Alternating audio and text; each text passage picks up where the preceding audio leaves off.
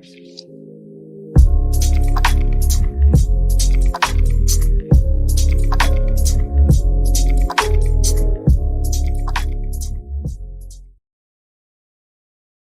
I'm Ayush, and we're back with the ISP Web Dev series. Today we'll going forward with basic JS with the topics of objects, classes, and error handling. So let's start with objects. So what is an object? An object is a collection of related data or functionality which is grouped together, or it's like kind of like in other languages also you would say that it's just basically a lot of data and functions just grouped together into one personal, which we name it, we can name it whatever we want. So let us see here the first example. We are having an object named person. So const person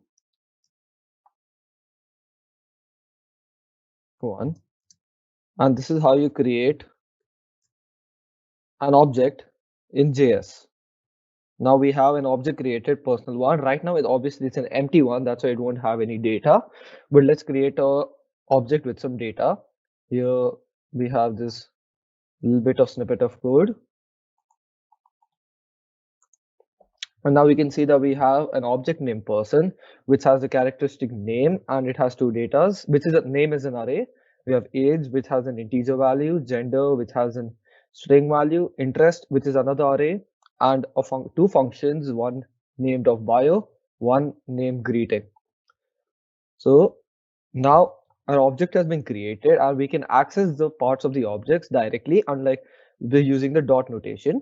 So for example, we have person dot name, and it's just going to give us all the values of person, the name, elements inside the object person. We can also do it with person dot age. It's just going to give us the age directly. Person dot gender, person dot interest, for example. And now we have something called, we have two functions called bio and greeting. To access those, we just directly do person dot bio with brackets, and it gives us the message saying that Bob Smith is 32-year-old. He likes music and skiing, because that's what the function said. Alert this dot name of 0, which is responding to name of 0, which is Bob, plus this name of 1, which is Smith, is this dot age, which we're basically accessing all the elements of the object. Years old, he likes this dot interest, which is again going to music, and again this dot interest of 1, which is going to skiing. We can also access person dot greeting, which says hi, I'm Bob, as this is directly the function dot to say. So what we can see here is that we have these two bio and greetings. They are called methods. As we can see here, bio and greetings are called methods. Methods are basically kind of like functions used to access in objects or do functions do things on object elements. So for example, you want to change name, you can write a function which says enter the current name, and it will update the name inside person. This is what methods are technically used for. Now we have two ways of creating objects. The first one, as we saw before, directly, which says we just directly const person is equal to open bracket, const object name is equal to open bracket, and we write all the elements of it with the values. Or we can do dynamic creation, which is like this.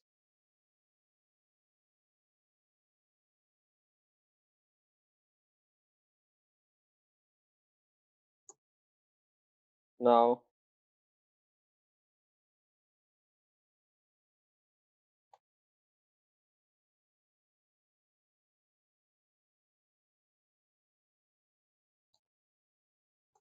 so now an element has been added into person dy object with the name first name, and we can access this directly, person dy dot first name, and we get it as John. We can also update it directly the same way, person the first name is equal to hi, and now the person first name will be responding to hi. Now when we do it again, it becomes hi. This is how you update it. Similarly, now there are two ways to access it. One is called the notation, which we have been using from since the starting, where we just write the object name dot the element that we want to access in the object, like person dot gender. So we use the dot notation. Person is the object name, gender is the element that we want to access, and we get the values. The second method is the bracket notation. How we can do it as this way: person of age will give us the value. So now we have used something called this in our objects. Over here, as we can see, alert this dot name, this dot name of one, this dot age, this dot interest. What this basically means is that the elements of the current object. So for example, as we can see here, greeting function alert hi, I am space this dot name. So we're technically referring to person dot name. This becomes the current object name.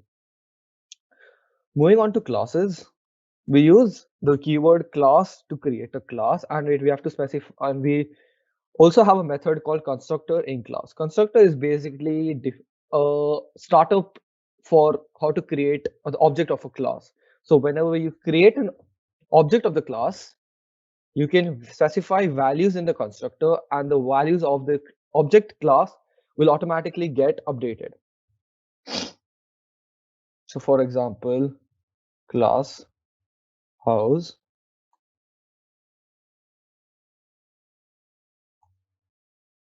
you can just use this code snippet. Yes. So now you want to create an object house, so we can write let my house 1 is equal to new house of. Now the first parameter is location, so we'll just write Mangalore, comma space. The second parameter is asking for the year, so we can just write 2014 and enter. Now we have created a class. We have created an object of the class house, which has the values location and year with values Mangalore in 2014. We can access it this way: my house 1 dot location, and we can see Mangalore is given out. My house location dot year, and we get 2014. So this is what constructor is used for. In JavaScript, the constructor name has to be exactly like, if you want to specify, it has to be, the function has to be named constructor itself. It is automatically executed whenever you run a new object creation, and it is used to initialize object. If you do not give a constructor, an empty constructor is generated by JavaScript itself. So basically, if you do not create with the object in the class house, you do not write constructor of location comma year, JavaScript itself will create a empty constructor which is associate location and year to value of null. Now let's going over the interesting part. This is known as try, catch, and finally statements. So try, catch, finally statements handle some of the errors that may occur in a block of code while it's still running. So technically, it's used like you run with a try statement. You run some piece of code. If there is no error in the piece of code, it'll execute properly. If there's an error in the code, you have a catch statement which will tell what to do if an error occurs in the try block. You run that statement, and the final statement lets you execute code after trying catch regardless of the result. So for example, we have this basic code, and we have this nice little HTML page that has been written up. So here we can see that the error is ADD alert. There's technically nothing, no function called ADD alert in JavaScript. So when we run this HTML file, it'll give us an error saying that ADD alert is not defined. We use this because we have inserted into the trial. Now, once we do,